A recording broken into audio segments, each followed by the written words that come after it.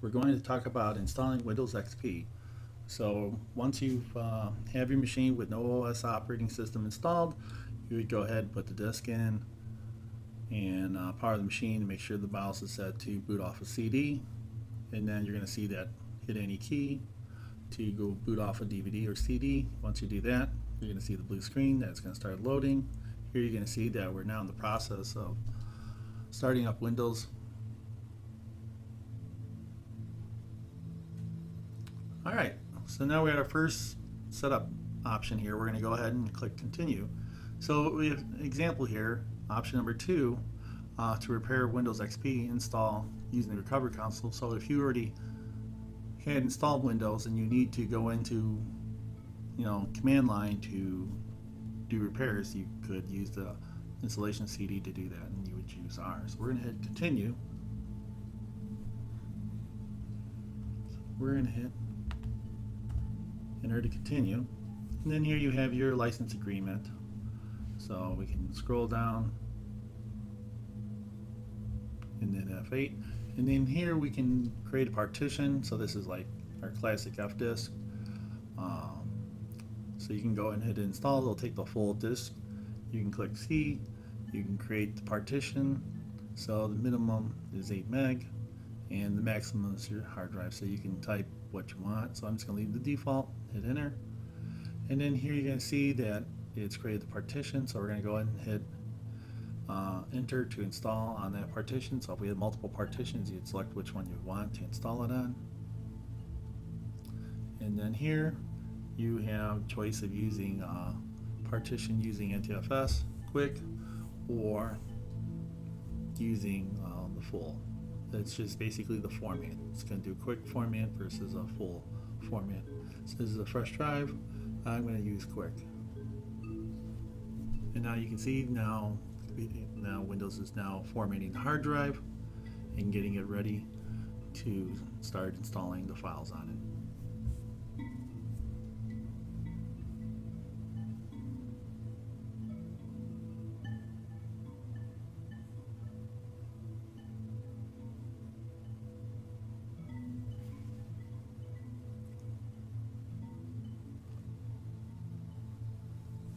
And the rate that this install goes, it varies on the machine. So an example, if you're running an SSD, this will run a lot faster versus running an old ID versus a SATA hard drive.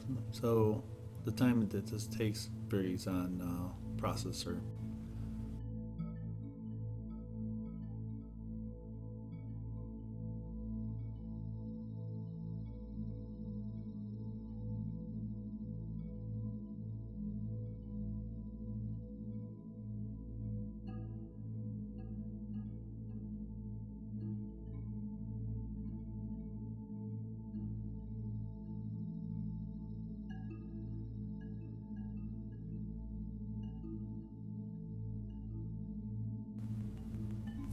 Alright, now the computer is going to reboot. We're going to hit enter. Come up quicker.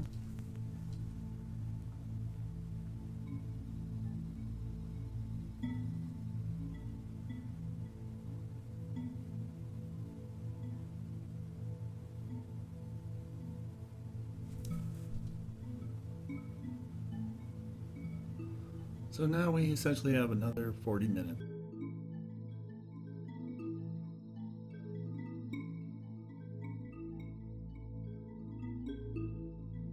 Okay, now we're at the point where it's going to start asking us some more questions. So like an example here, we're going to set up our keyboard and language format.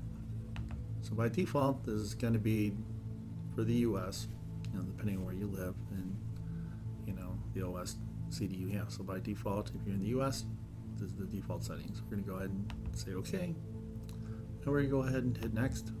And then here we're just going to give it a computer name. So I'm just going to call it Windows User. And just put, then you would put in your,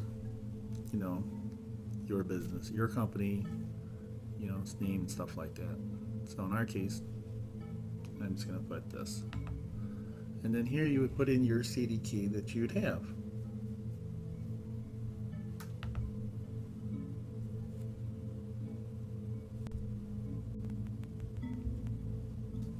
And then by default, whatever you named your your name, it's going to use the computer name. So I'm just going to call it XP. And then by default, you have two user accounts. One is called administrator, and the other one is called guest. So you would want to set a password. In my case, I'm not going to worry about it right now. So I'm going to hit next. But I would recommend this if you're going to use this in production. And then here you would select the date and time and the location. So I'm going to go with Central US and then hit next. And then we're going to go install the networking options. So by default, you have the typical setting, you have the custom setting. So the typical setting is going to set up the client for Microsoft, so that'll allow you to connect to Microsoft networks, allow you to also add the file print sharing service and the QoS packet and TCP. So TCP would be set up for automatic DHCP. You could choose custom if you wanted to. So this is what the default options are. So for an example, you wanted to, set your IP address. Maybe you want to set up for static for some reason, or use specific DNS instead of what the DHCP gives you, or you want to customize your alternative. So what that means is if the DHCP server is not up and running and Windows tries to get an IP address, it's automatically going to use a private IP address of 169.something.something.something. And you can change that if you wanted to by using those options. So we're going to go ahead and essentially use the defaults. So here by default, you're going to be in a work group called Workgroups. And then if you're joining this to a domain, you could then click here, put the domain name in there, and then it will prompt you for your domain username and password to join it to the domain. So in our case, we're going to go ahead, and you can join it to the domain at a later date too, so you don't have to do it right at this point. So we're going to go ahead and hit next.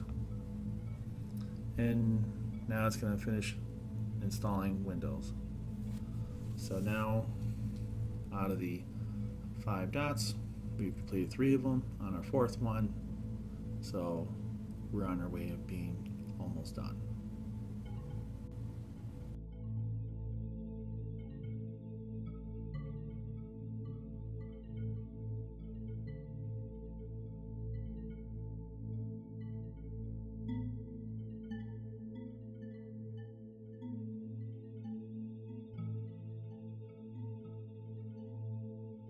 Alright, now we're rebooting, and now we're going to see the machine boot up for the final time.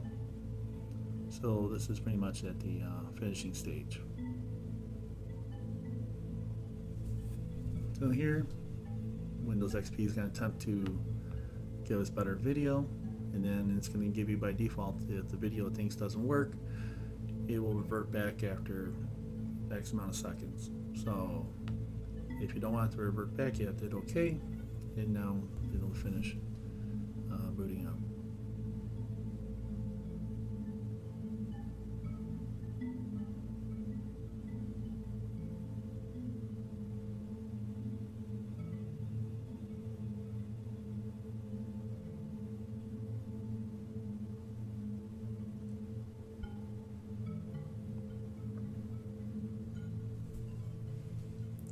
Alright, so now we're at the welcome page for XP. This is going to be the first time this machine has been powered on. Since it's been installed, we're going to go ahead and hit next. And now it's going to try to connect to the internet and see if it wants to register. So here you have a couple different options. This computer will connect to the internet through a network. This computer is not connected to the internet. So yes, it is connected, so we're going to go and hit next. You can just skip out of this and go straight to setting up your user accounts and then going to the desktop. I'm going to go ahead and hit next just to kind of give you guys little options here. Here you could say I would like to register, so this is where you would go. This would take you in and you would put your information in there. I'm going to say not at this time. because this is just a demo. And then here, you're going to put in your username. So I'm going to put in Lou, Liz. And you don't have to put 5 accounts. You could just put 1. So by default, the top one up here is going to be the administrator, and then everybody else is going to be the local user. So that means that they won't have as much rights as the first person. So we're going to go ahead and hit finished. And now we successfully, installed Windows XP. So now we're going to go ahead and click. And since it's the first time that user account Lou is logging in, it's going to create the little profile form, and there we are. We now successfully installed the OS. Thanks for watching.